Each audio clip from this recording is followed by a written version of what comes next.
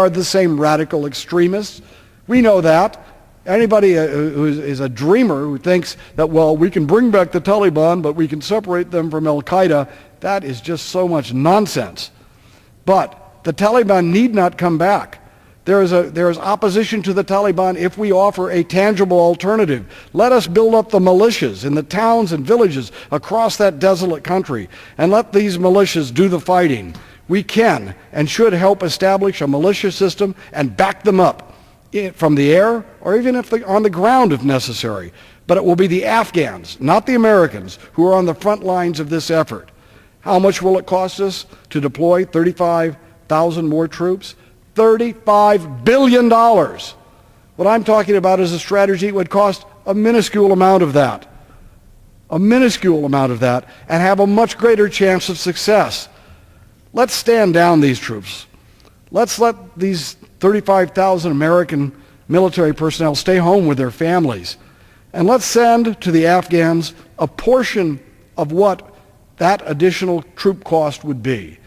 Every time in the past we got to this situation, it was either send those troops and spend the money for them or not give them anything or just give them a little bit. No, let's give them a substantial infusion into their society of wealth and expertise that can help build that society. That will be so much cheaper and more cost effective. And with $1 billion, yes, you can buy the loyalty of a number of Afghan leaders at the village and provincial and tribal level that could get us over the hump. Now, that's certainly better than spending money to send people over there to kill more Afghans. We can be their partners in building and improving the life of the Afghan people. And it will bring change to that country and have a much greater chance of success. Let me end this tonight with one last story, which I didn't mention that before I came to Congress, I actually went into Afghanistan with an Afghan military unit, a Mujahideen unit, who were fighting the Soviet Union. And I had met so many of these leaders, I told them one day that I would join them in a great battle if I had left the White House. And so I went to the Battle of Jalalabad as part of a small military force.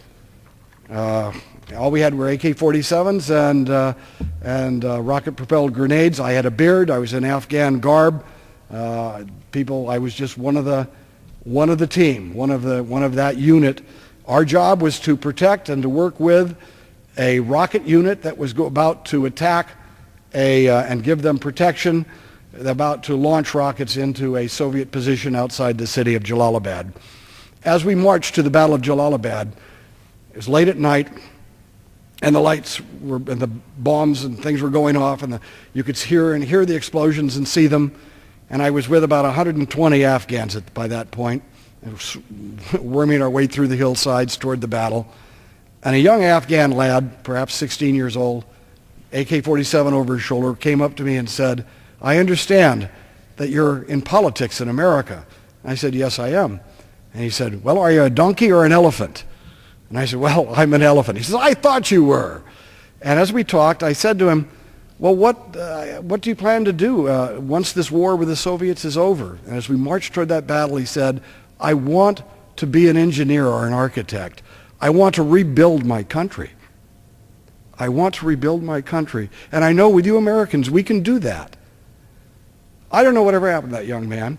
He may never have survived that battle. I left after a week, and I was back here in the safety of our country. And I don't know, he could have died of diarrhea by drinking bad water. He could have stepped on a landmine. A Russian plane napalmed one part of the group that I was with. He could have died in something like that. But that young man, 16 years old, is now probably 40 years old. We owe him a lot. We can only hope that he is still that idealistic, that he wants to work with Americans to rebuild his country and to see that his family has a better chance, even though life now has passed his generation by. Life didn't have to pass his generation by. We should have done our duty by them. We have a chance to do that again, to remake that, to redo that, and to do what's right. And it will be successful for us as well as the people of Afghanistan.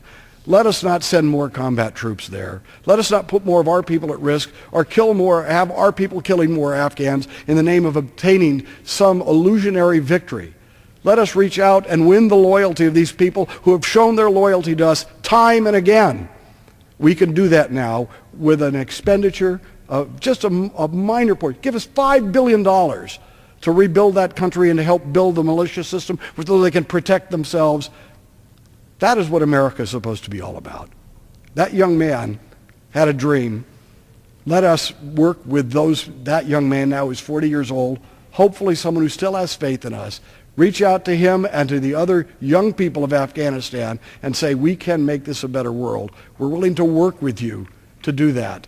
And we respect your society and its structure and your traditions, and it's not in any way contradictory to what America believes in local government and democracy and people choosing their own government and those people who make laws for them.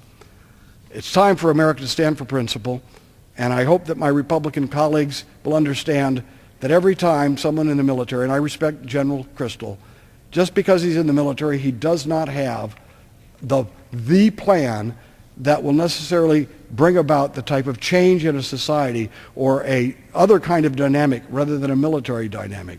Many times military officers don't understand that. We should stand up after thinking about it and doing what's right and listen to those of us who have been in Afghanistan over these years to try to have a policy that's a positive policy that can succeed and not just looking for an illusionary military victory that will always be out of our grasp. Thank you very much, Mr. Chairman. I yield back the balance of my time. The chair recognizes the Mr. gentleman. Speaker,